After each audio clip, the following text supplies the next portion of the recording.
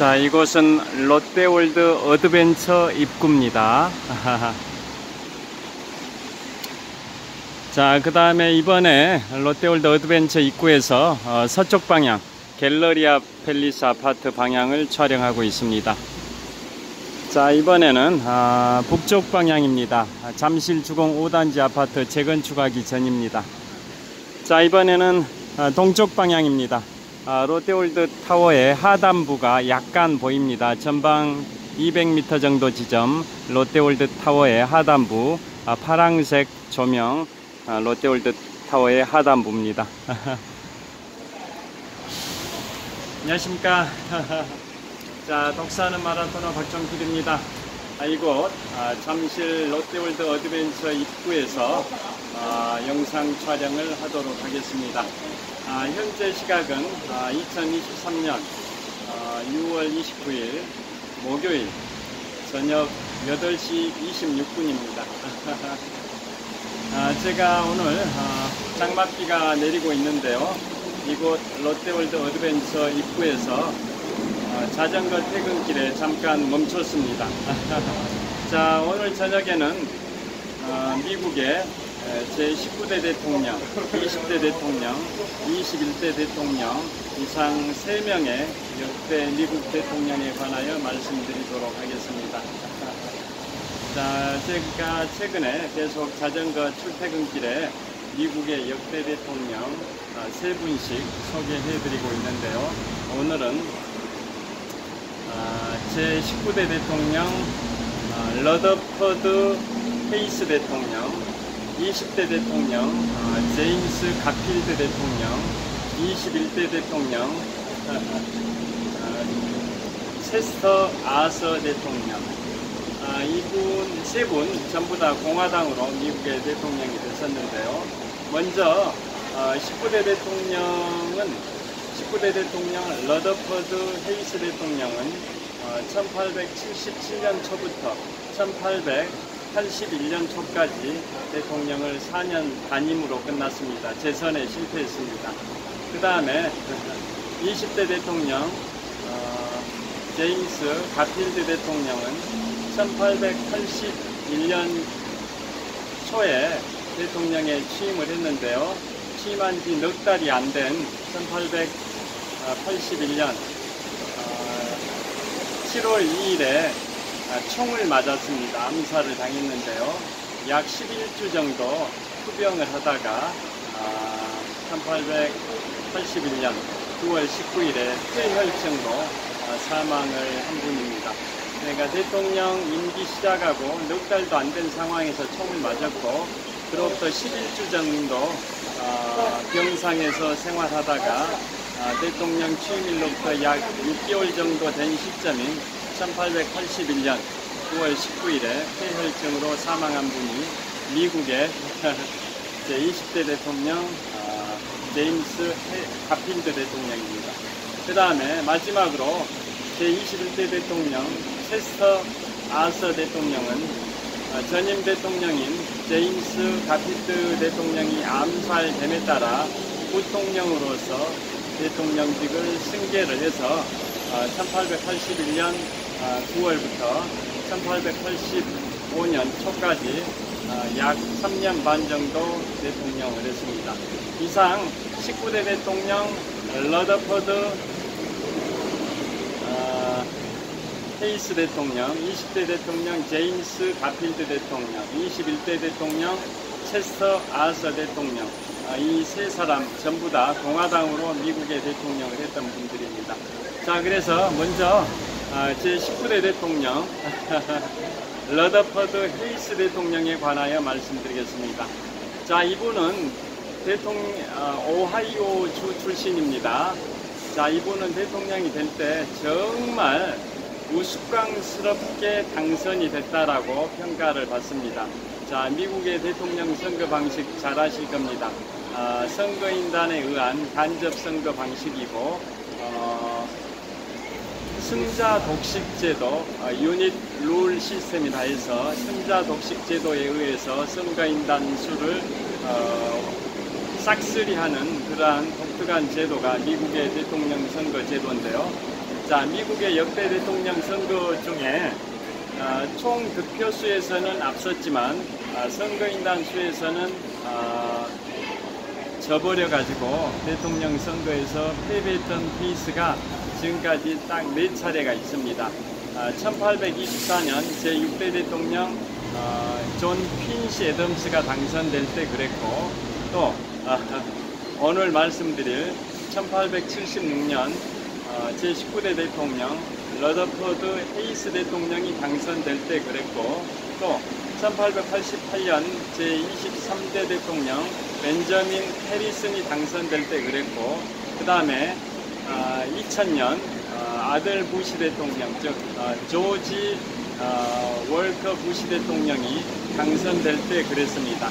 이상 4번의 경우가 총 득표수에서는 앞섰지만 선거인단 수에서 져버려가지고 대통령 당선에 실패했던 그런 케이스가 있습니다.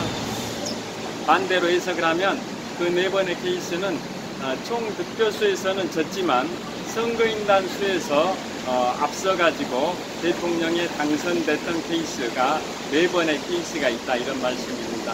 그 중에 두 번째 케이스가 1876년 대통령 선거였습니다. 그 당시에 제19대 미국 대통령 선거에서 공화당의 러더퍼드 헤이스 대통령이 당선이 되는데요. 자, 주변에 담배 냄새가 또 나가지고 주변을 한번 살펴보겠습니다. 제가 담배 냄새를 극도로 혐오를 합니다. 그래서 담배 냄새에 민감한데요. 어디선가 담배를 피우고 있는 것 같습니다. 자, 계속 진행하도록 하겠습니다. 자, 1876년 제19대 미국 대통령 러더퍼드 헤이스가 당선이 될 때 어떤 상황이었냐면, 총 득표수는 공화당의 러더퍼드 헤이스가 403만 표였고, 상대당인 민주당의 후보가 429만 표였습니다. 그러니까 공화당의 러더퍼드 헤이스가 상대당보다 총 득표수는 적었던 거죠. 403만 명 대 429만 명이었으니까. 반면에 선거인단 수는 공화당의 러더퍼드 헤이스가 185인을 확보했고, 반면에 민주당은 딱 한 표가 부족한, 한 명이 부족한 민주당은 184명을 확보를 했습니다. 그러니까 선거인단 숫자 185대 184로 딱 한 석 차이로, 한 명의 선거인 차이로 공화당의 러더퍼드 헤이스가 미국의 대통령에 당선이 되는데요. 그때 상황이 얼마나 우스꽝스러운 대통령 선거였냐면 이런 상황입니다. 그 당시에 미국의 50개 주, 그 당시에는 하와이가 아직 연방에 가입되기 전이었죠. 그러니까 50개 주에서는 약간 부족한 상황이었는데요. 자, 미국의 각 주에서 이제 선거인단을 뽑으면 그 선거인단들이 대통령을 뽑는 미국의 독특한 선거 방식인 간접 선거 방식인데요. 그 당시에 대부분의 주에서는 선거인단이 이제 선출이 됐었습니다. 그런데 남부 지역에 있는 3개 주에서는 아직 선거인단이 아직 확정이 안 된 상황이었습니다. 남부에 있는 3개 주가 어디냐면 먼저 루이지애나주, 그 다음에 플로리다주, 사우스캐롤라이나주, 이 3개 주에서는 아직 선거인단으로 어느 당이 싹쓸이를 했는지 아직 확정이 안 된 상황이었습니다. 선거인단을 뽑을 때 보면 가장 50개 주 중에 가장 선거인단 수가 많은 데가 캘리포니아 주지 않습니까? 그래서 국민들이 선거인단을 뽑으면 그 선거인단이 대통령을 뽑는 간접선거 방식이지 않습니까? 그래서 선거인단을 국민들이 뽑을 때 한 표라도 다른 당보다 한 표라도 더 많으면 선거인단의 전부를 싹쓸이하는 승자 독식 제도라는 거 다 아실 겁니다. 그게 바로 유닛 룰 시스템이라고 하는데요. 그래서 남부에 있는 루이지애나주, 그 다음에 플로리다주, 그 다음에 사우스캐롤라이나주는 아직 선거인단이 아직 확정이 안 된 그런 상황이었었습니다. 그렇지만 나머지 주들은 선거인단이 다 확정이 됐었습니다. 그래서 3개 주를 제외한 나머지 주의 선거인단 수 확정 결과는 민주당이 184인을 확보했습니다. 반면에 공화당은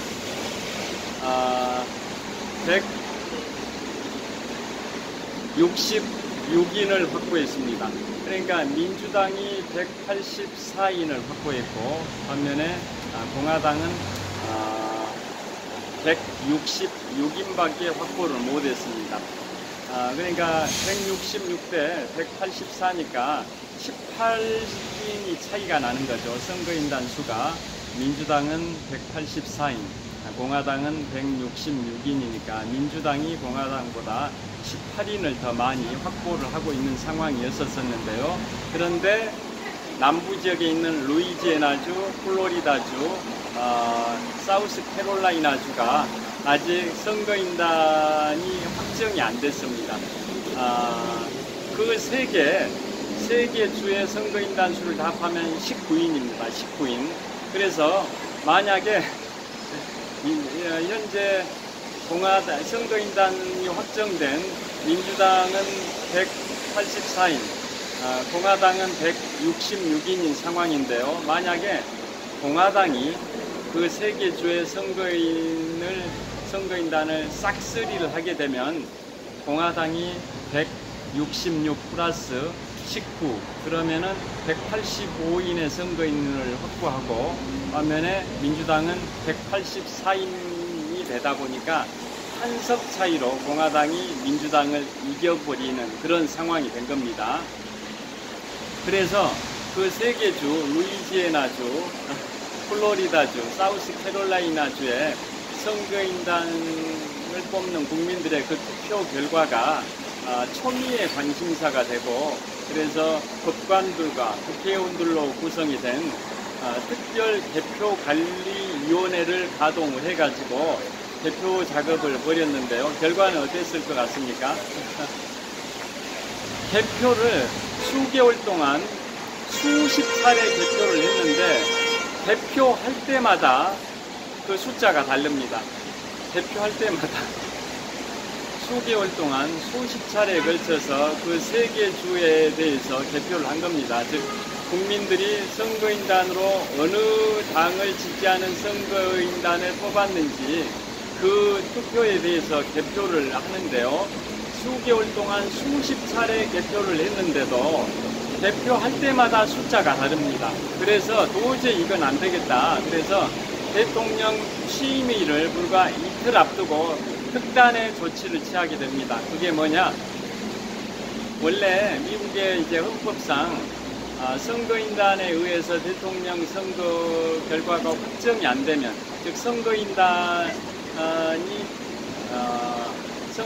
확보에 있어서 과반수를 확보를 못하게 되면 특정 후보가 1위 후보가 선거인단 수 확보에 있어서 과반수 확보를 못하게 되면 연방 하원에서 대통령을 뽑게 되어 있습니다. 연방 상원이 아니라 연방 하원에서 대통령을 선출하게 되어 있고, 또 연방 하원에서 선출할 때도, 그러니까 기본적으로 선거인단 수를 가지고 1위 후보가 선거인단 과반수를 확보해야 미국의 대통령에 당선이 되는데요. 그 과반수가 안 될 경우에는 연방 하원에서 대통령을 선출하게 되어 있는데, 하원에서 선출할 때도 1차적으로는 그 2위부터 5위 후보에 대해서 연방 하원 의원들이 투표를 합니다. 연방 하원은 상원과 달리 각 주의 인구수에 비례해서 하원 의원을 선출하다 보니까 인구수가 가장 많은 캘리포니아 주 같은 경우에는 연방 상원 의원 숫자가 가장 많죠. 반면에 연방 상원 의원은 인구수가 아니라 각 주마다 2명씩, 그래서 50개 주니까 총 100명의 연방 상원 의원인데요. 연방 상원 의원은 또 임기도 6년이고 그 다음에 각 주마다 2명씩 획일적으로 선출을 하는 반면에 연방 하원 의원은 각 주의 인구수에 비례해 가지고 하원 의원을 선출하고 임기도 2년밖에 안 됩니다. 그래서 선거인단에 의한 대통령 선출에 실패를 하면 대표적인 게 과반수, 1위 후보가 선거인단 과반수를 확보를 못하면 선거인단에 의한 대통령 선거가 불가능해버리니까 그러면 연방 하원에서 대통령을 선출하는데요. 하원에서 선출할 때 1차적으로 하원 의원 각 주의 인구수에 비례해 가지고 선출된 그 하원 의원들이 연방 하원 의원들이 다 모인 상황에서 대통령 후보 1위부터 5위에 해당되는 후보를 다 세워놓고 투표를 합니다. 그래서 과반수를 얻은 자가 대통령으로 당선됩니다. 그런데 거기에서마저도 1위 후보가 과반수를 못 얻었다.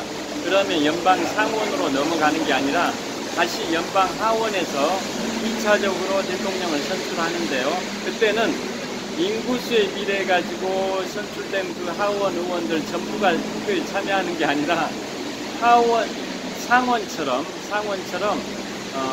상원은 이제 각 주마다 2명씩 획일적으로 선출하는 게 연방 상원이라고 말씀드렸는데요. 2차적으로 하원에서 할 때는 각 주마다 한 표씩만 투표권을 줍니다. 한 표씩만. 그래서 50개 주니까 50개 투표권이 있겠죠. 그러니까 하원에서 1차적으로 선출할 때는 인구수에 비례해서 각 주마다 인구수에 비례해서 선출된 하원 의원 전부가 참여해가지고 대통령 후보 1위부터 5위를 세워놓고 투표를 하는데요.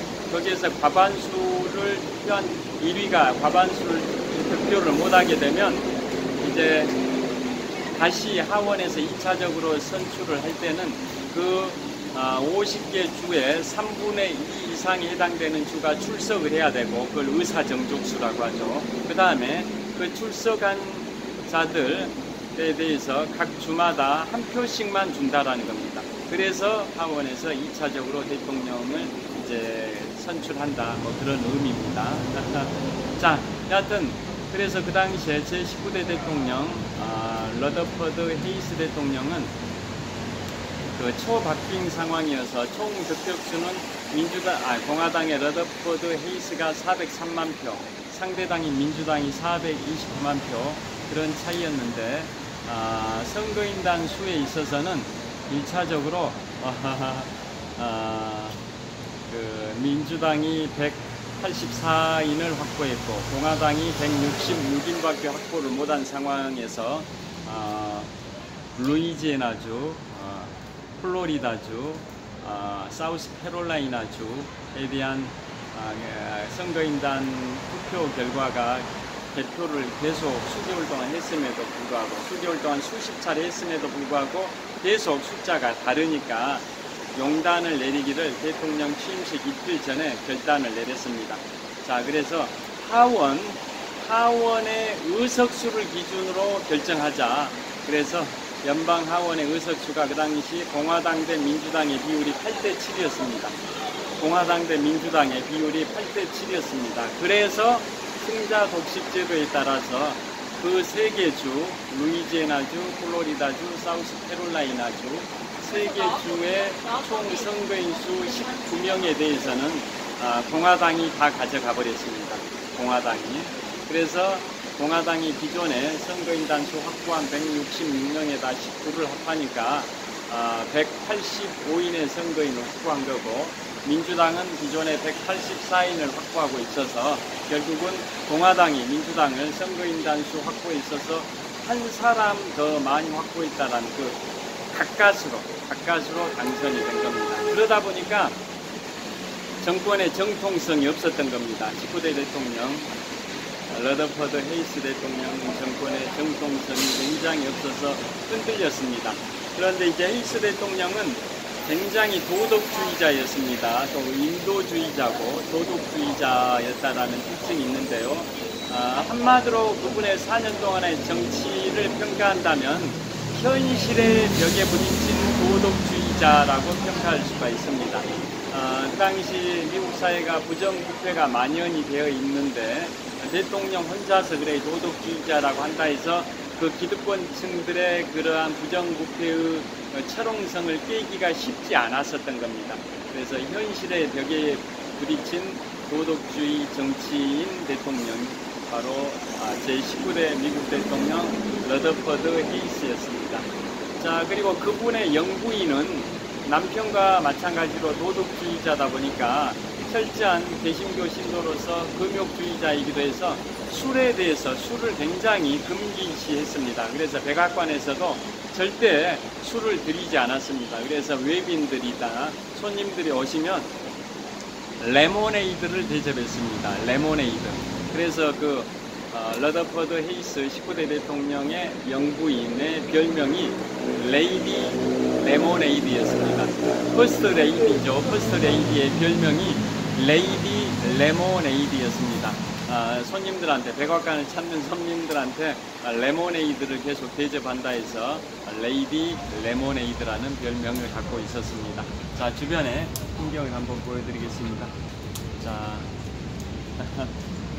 자, 지금 롯데월드 어드벤처 입구에서 촬영하고 있는데요.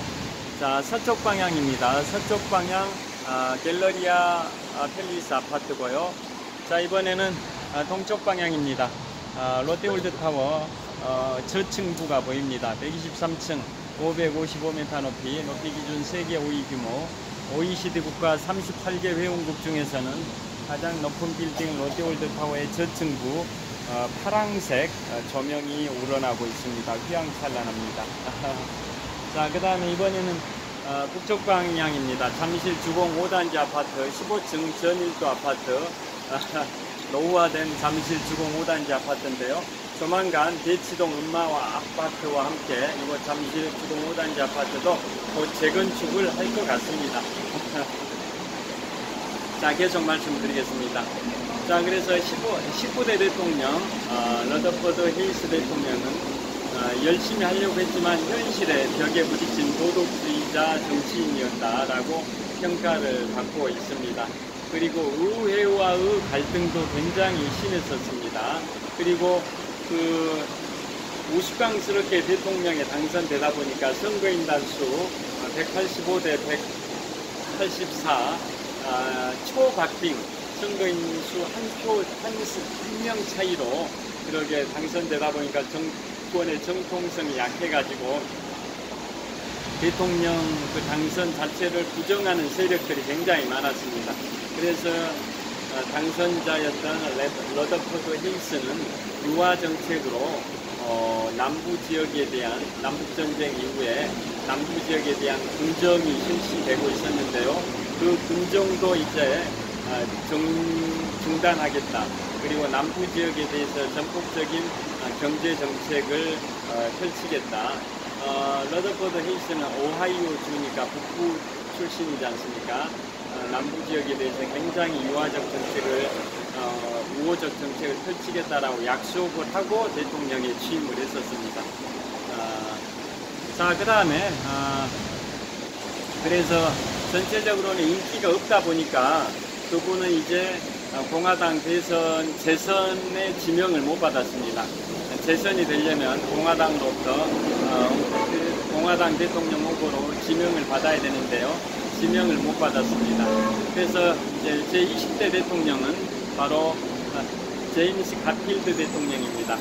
자, 제임스 갓필드 대통령은 태꿈새의 저주를 말씀드리지 않을 수가 없습니다.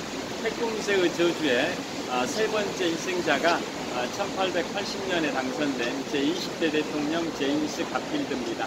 자, 태꿈새의 저주 제가 여러 차례 유튜브 영상을 올렸었는데요. 태꿈새의 저주가 뭐냐면 1813년 10월 5일 미영전쟁의 북부전선이었던 헤인즈 전투 때 캐나다 온타리아주 나이아가라 폭포 근처입니다. 미영전쟁이라고 하면 1812년부터 1814년까지 2년 반 정도 진행이 됐었던 미국과 영국 간의 전쟁에서 미국이 승리를 했었는데요. 그 미영 전쟁 중에서도 북부전선입니다. 북부전선에서 테임즈 전투가 발생이 되는데요. 그 테임즈 전투는 1813년 10월 5일입니다. 미영 전쟁의 북부전선인 캐나다 온타리아주 그곳에서 영국군과 인디언이 연합국을 형성했고 그에 맞선 나라가 바로 미국이었습니다. 그래서 미국은 영국군과 인디언 연합군을 상대로 싸웠었는데요. 그 당시에 영국군과 한편이었던 인디언들 중에서도 인디언 시오니족의 주장 테쿰세가 있습니다. 이 테쿰세가 전설적인 인디언 주장인데요. 인디언 시오니족의 주장 테쿰세입니다. 이 인디언 전설적 주장 테쿰세가 미국의 총사령관 윌리엄 해리슨으로부터 사살당하면서 저주의 말을 남깁니다. 뭐라고 하냐? 앞으로 매 20년마다 1의 자리수가 0으로 끝나고 10의 자리수가 짝수인 연도에 당선이 되는 미국의 대통령은 임기를 못 채우고 임기 중에 사망할 것이다 라고 저주의 말을 남겼고, 그게 20년 간격으로 당선됐던 미국 대통령 7명한테 연속적으로 적용이 됩니다.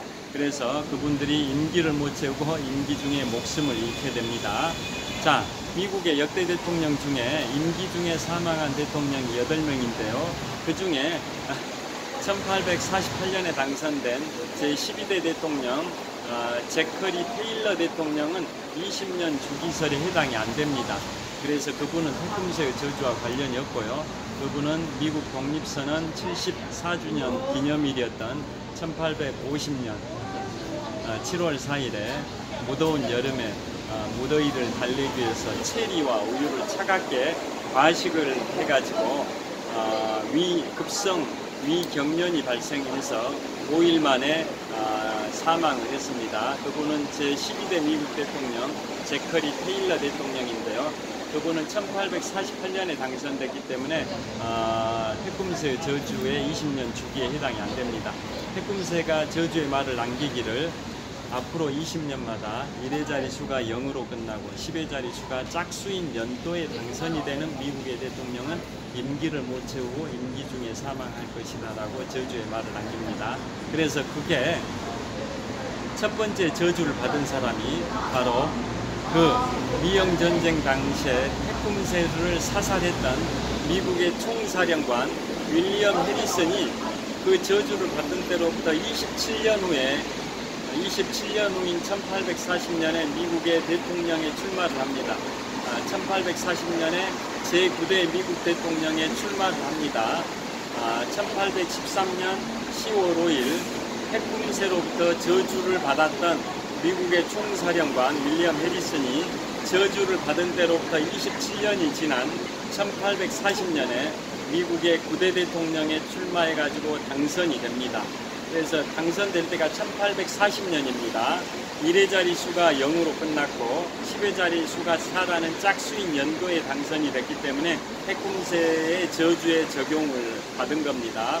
그래서 1840년에 당선된 윌리엄 해리슨 바로 첫 번째 저주를 받습니다.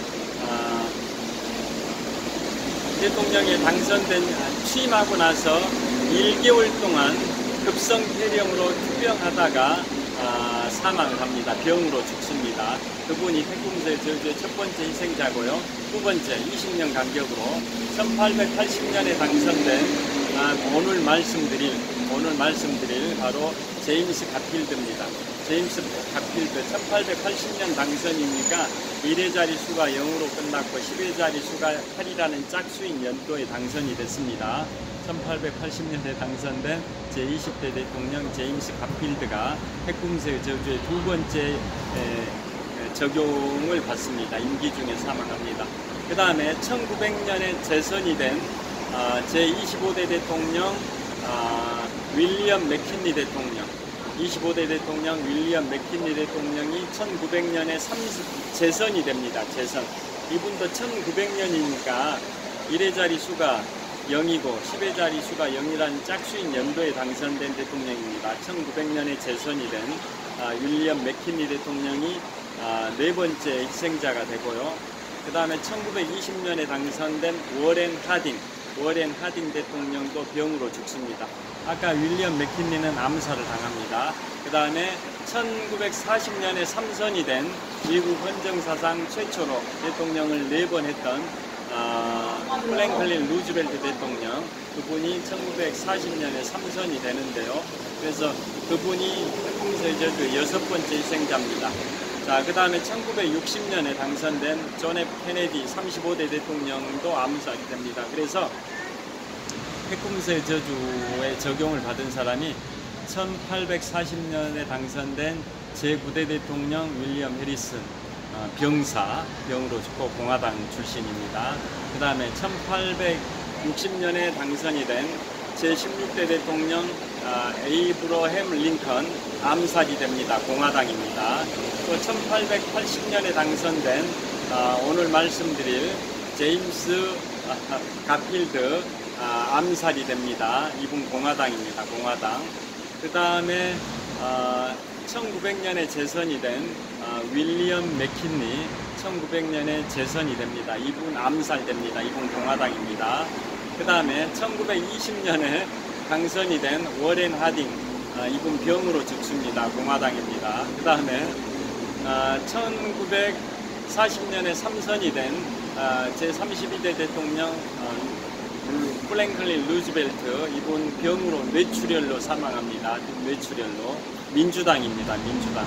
그 다음에 1960년에 당선된 35대 대통령 존 F 케네디, 이분 암살됩니다. 민주당입니다. 그래서 이 미국의 역대 대통령 중에 임기 중에 사망한 대통령이 총 8명인데요. 1848년에 당선된 제커리 테일러 제12대 대통령은 핵공세의 저주에 적용이 되는 그 숫자, 연도에 당선이 안 됩니다. 1848년이니까.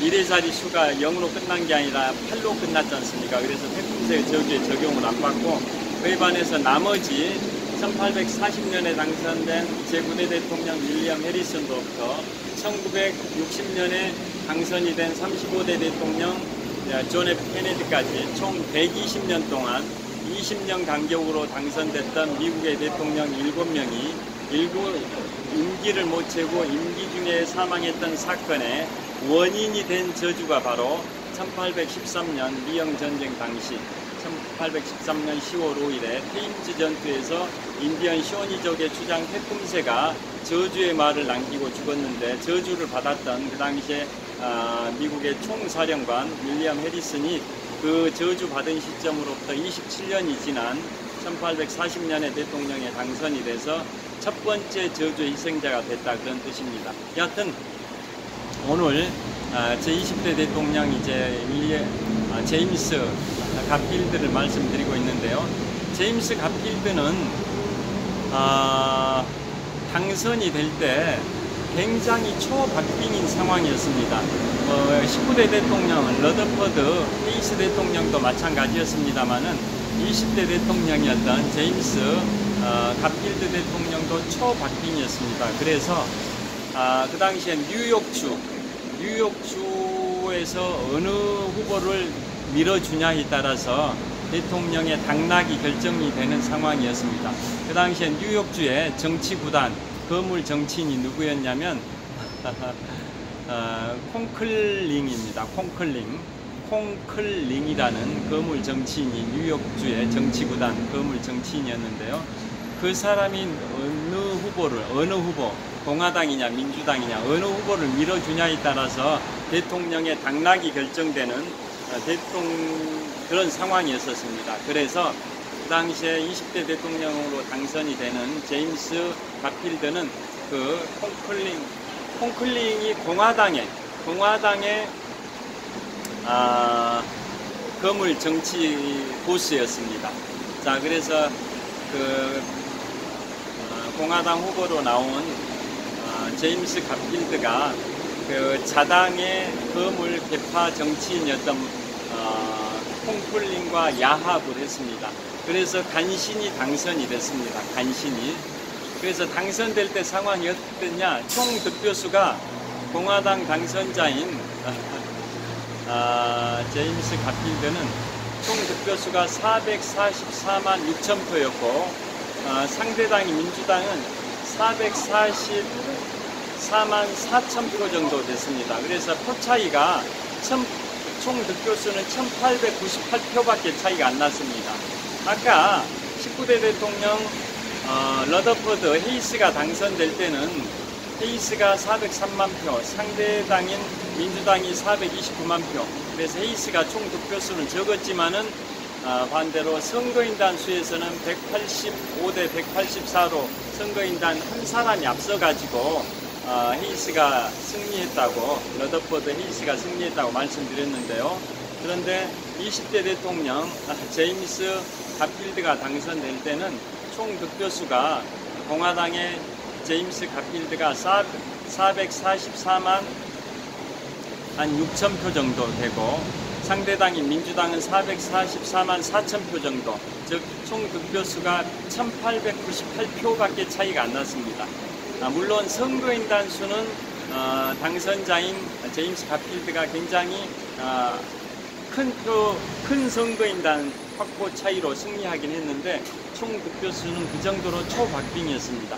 그러다 보니까 뉴욕주의 정치 거물이었던 자당의 개파 보수였던 콩클린과 야합할 수밖에 없었던 그런 상황이었습니다.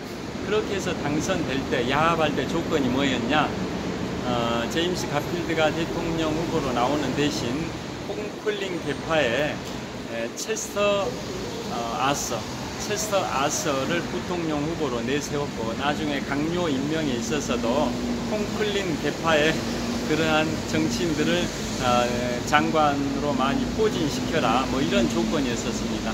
그래서 그 야합에 동의를 했기 때문에 제임스 가필드가 야합에 동의했기 때문에 대통령의 이제 콩클린이 대통령으로 밀어준 거고, 그래서 제임스 가필드가 대통령에 당선이 됐는데요.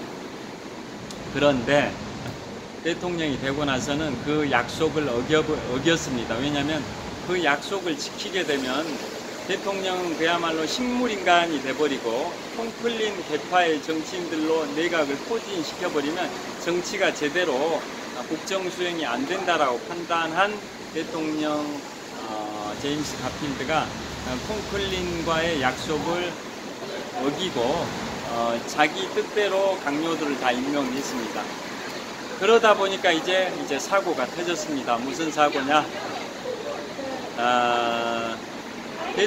가필드가 대통령에 당선되는데 도와줬던 사람 중에 찰스 기토라는 인물이 있습니다. 찰스 기토라는 인물이 자기가 제임스 가필드 대통령 당선에 일정 부분 기여를 했으니까 프랑스 주재 미국 공사 자리를 좀 달라라고, 제 기억에 프랑스 주재 미국 공사 자리입니다. 제 기억이 약간 불분명하긴 하는데 제가 프랑스로 기억이 됩니다.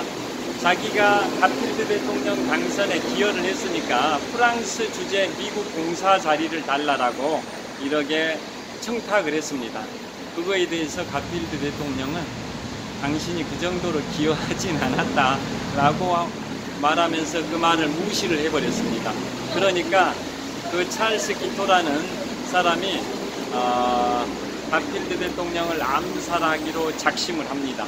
그래서 대통령에 취임한 지 넉 달도 안 된 시점인 1881년 7월 2일에 가필드 대통령이 모교가 윌리엄스 대학입니다. 모교가 윌리엄스 대학. 그 가필드 대통령이 모교인 윌리엄스 대학을 방문하기 위해서 기차역에서 기다리고 있는데 찰스 기토가 권총으로 사살을 해버렸습니다. 그래서 가필드 대통령은 쓰러졌고 대통령 주치의 의사들이 그 총알을 찾아내기 위해서 엄청나게 노력했음에도 불구하고 결국 몸에 박힌 총알을 찾아내지 못했습니다. 그 당시에 의학 기술로. 그래서 한 11주 정도를 투병하다가 총을 맞은 것은 1881년 7월 2일인데요. 11주 정도 투병을 하다가 병상에서 생활하다가 1881년 9월 19일에 폐혈증으로 사망을 합니다. 폐혈증으로.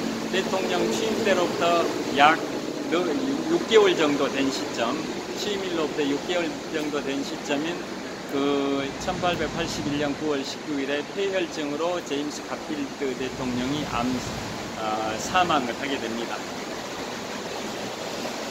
자, 그때 또 재밌는 얘기가 있습니다. 링컨 대통령의 아들이 있는데요. 자, 링컨 대통령의 아들이 그 가필드 대통령이 암살될 때 기차역에서 같이 기다리고 있었습니다. 자, 링컨 대통령의 아들은 자기 아버지 링컨 대통령도 16대 대통령으로 미국의 역대 대통령 중에 가장 존경받는 대통령 랭킹 1위가 에이브러햄 링컨 대통령인데요. 그의 아들이다 보니까 아버지 죽음 때문에 엄청나게 고통 속에서 살았을 텐데요.